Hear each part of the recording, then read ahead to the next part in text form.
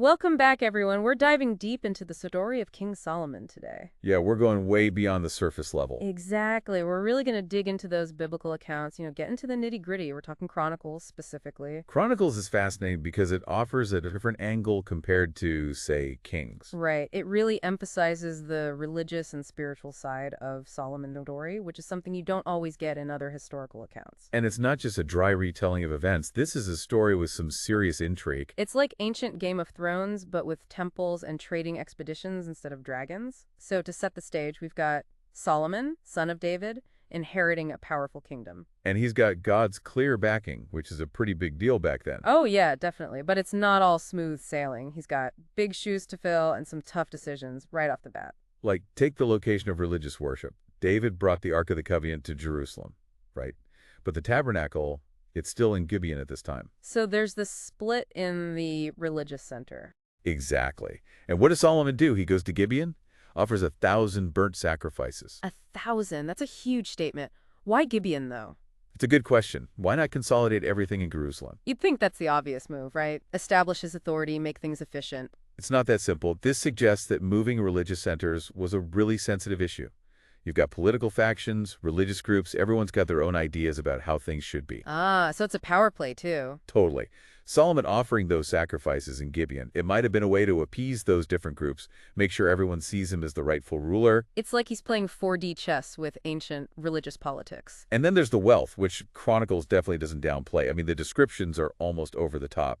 Silver and gold more plentiful than stones, cedar trees as common as sycamore figs.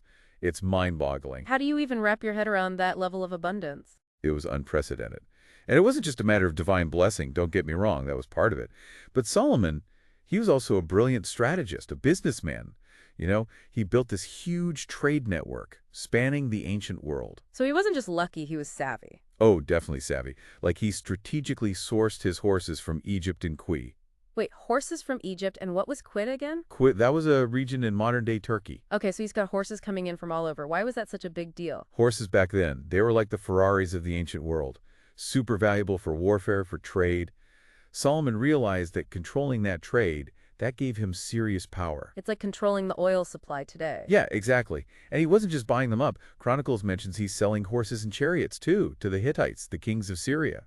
So he's not just a buyer, he's a seller. He's cornering the market like a ancient horse tycoon. I never thought about it that way. It's a brilliant strategy. He's building wealth, influence, and military might all at the same time. And speaking of building, this brings us to Solomon's most famous project, right? The temple in Jerusalem. Yeah, the temple. Chronicles goes all out describing it. 90 feet long, 30 feet wide, cedar wood, fine gold, precious stones, even decorated with cherubim. I mean, can you imagine the sheer scale of this thing? It was a massive undertaking. Shows Solomon's ambition, right? But also the amazing skills of the people working on it. There's this detail about the gold. It came from Parvaim. Parvaim, that's a name you don't hear every day. It's actually a bit of a mystery. Historians still debate the exact location. Some say Arabia, others India, maybe even Africa. So we're talking long-distance trade routes, international collaboration, even back then. Exactly. And it wasn't just raw materials. They had a master craftsman, Huram Abi, sent by King Huram of Tyre to help Solomon. I've read about Huram Abi. This guy was a serious multitasker. He was more than a craftsman, he was an artist. Chronicles lists all his skills: gold, silver, bronze, iron, stone, wood, even fabrics, engraving, design. It's like the ultimate Renaissance man, centuries before the Renaissance. Right, and it's cool. His background, his mom was from the Israelite tribe of Dan, that his dad was Tyrian. So you've got this blending of cultures, a real exchange of knowledge and skill. This wasn't just a local project, it was an international collaboration. It's like the ancient Olympics of building and craftsmanship. And once the temple is built, they need to bring in the Ark of the Covenant. Right, which had been in Jerusalem since David's time. They bring it to the temple, huge procession, tons of sacrifices. Chronicles says there were more sheep and cattle than could be counted. That's a visual, right? Must have been an incredible sight. What a moment for Solomon. Huge moment, religiously and politically. And the text describes the temple being filled with the Lord's splendor, so much so that the priests couldn't even enter. Wow, talk about an awe-inspiring moment. And this is where things take a turn, right? Solomon dedicates the temple, offers this powerful prayer, asks for God's continued presence, blessings for the people. But then there's this warning. Yes, he warns the Israelites about what happens if they turn away from God. Almost like he's sensing trouble ahead. It's like foreshadowing, a reminder that even with all the wisdom and wealth, their future, It depends on staying faithful. It's a reminder that even with the best of starts, things can go wrong. And, well, let's just say the next chapter of Solomon's story is going to get even more complicated. But before we get into that, we got to talk about the sheer scale of Solomon's building projects beyond the temple. Oh yeah, his ambition didn't stop there. He rebuilds cities, constructs fortified cities, creates storage cities all over the kingdom. His influence is spreading way beyond Jerusalem, into Lebanon, Edom. He's like a one-man construction boom. And then there's this detail about him partnering with King Hiram to build a whole fleet of ships. A fleet? What's he up to now? They built these ships in Esion-Geber, a port on the Red Sea. And this fleet, it opened up trade with Ophir. Ophir. Now that's another mysterious place. It is. Historians still debate the exact location. Could be Africa, India, maybe Southeast Asia. So he's not just trading regionally, he's going global. The exact location of Ophir is still up for debate.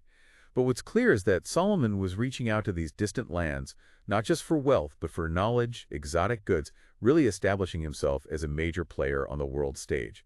And speaking of major players, this brings us to the Queen of Sheba. Ah, the Queen of Sheba. Talk about an iconic encounter. She traveled all the way from her kingdom, which is probably modern-day Yemen, just to meet Solomon. She's heard about his wisdom, his splendor, and Chronicles says she was absolutely breathless when she saw it all for herself. And she didn't come empty-handed, right? She brought gifts fit for a king, 120 talents of gold, spices, precious gems. It was more than just diplomacy. It showed how much respect and admiration Solomon had gained. I mean, that's a power move right there. This powerful queen, traveling from so far away, drawn to Solomon's wisdom and all the magnificence of his kingdom. It really captures the peak of his reign, but we all know what goes up. Has to come down. And that's what we'll pick up next time, explaining how even someone as wise and powerful as Solomon could experience a decline. Stay tuned. So last time we left Solomon at the top, right? All the wisdom, all the wealth, the kingdom, everyone's kind of in awe of him. But Chronicles is starting to hint that things might not be as perfect as they seem. Yeah, Chronicles doesn't shy away from those little cracks starting to show. Like, he's getting 666 talents of gold every year. 666. That's a number that jumps out at you. Yeah, right. And that's not even counting all the income from merchants and traders. That's a level of wealth we can barely imagine today. Some scholars think that number 666, it might even be symbolic, given how it's used later in the Bible, you know, with the whole number of the beast thing. It definitely adds another layer to the story. Whether it's symbolic or not, the point is Solomon's got a lot of gold coming in. And Chronicles tells us how he's using it, like those 200 large gold shields and 300 small gold shields. I mean, imagine the craftsmanship, the sheer amount of gold that took. Those weren't just for defense, were they? They were like a statement, like, look how rich I am. Totally. It's a level of extravagance that's hard to grasp. And it makes you wonder, was all this wealth a good thing for the kingdom, or was it starting to become a problem? Yeah, I have to think, all that gold, all those building projects, where's it all coming from? Are the people being burdened to support this lifestyle? That's the question Chronicles starts to raise, I think. It's not saying wealth is bad, but it's showing us that it can create problems if it's not handled carefully. Right, like a test of character almost.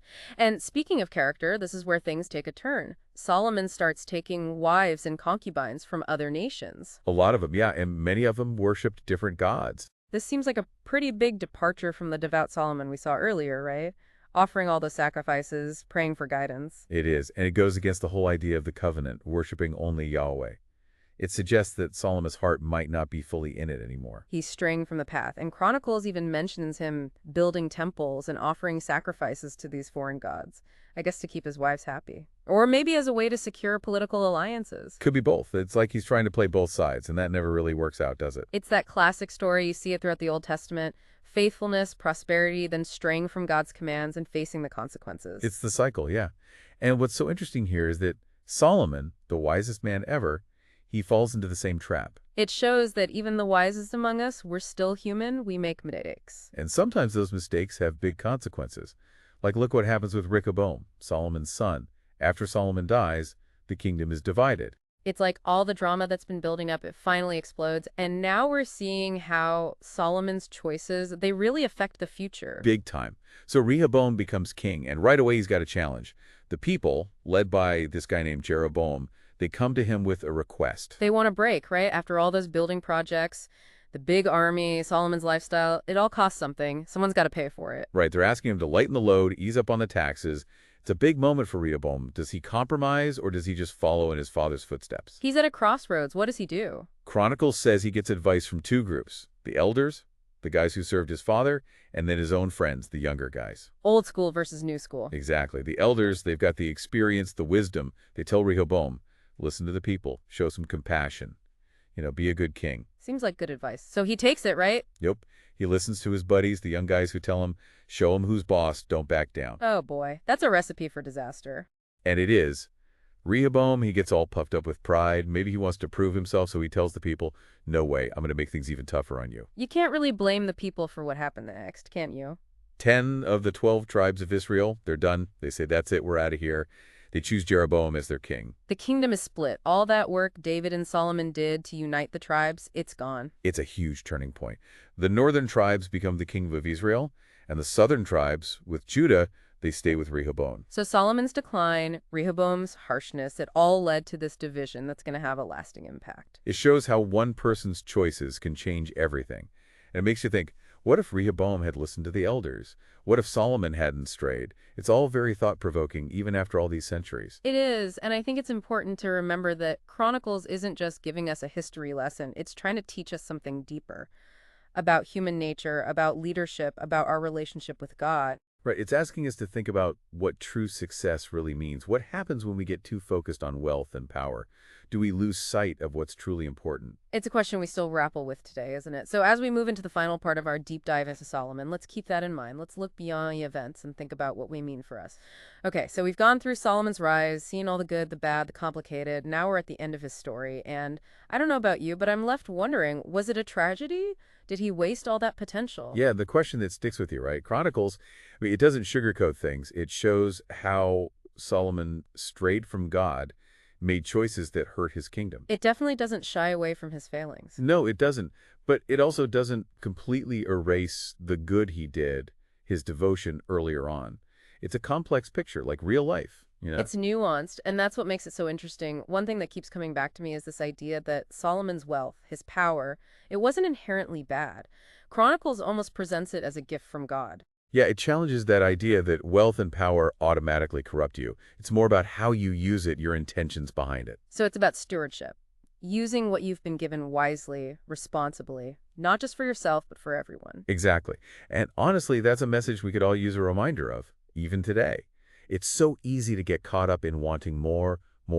Like we see it all the time, right?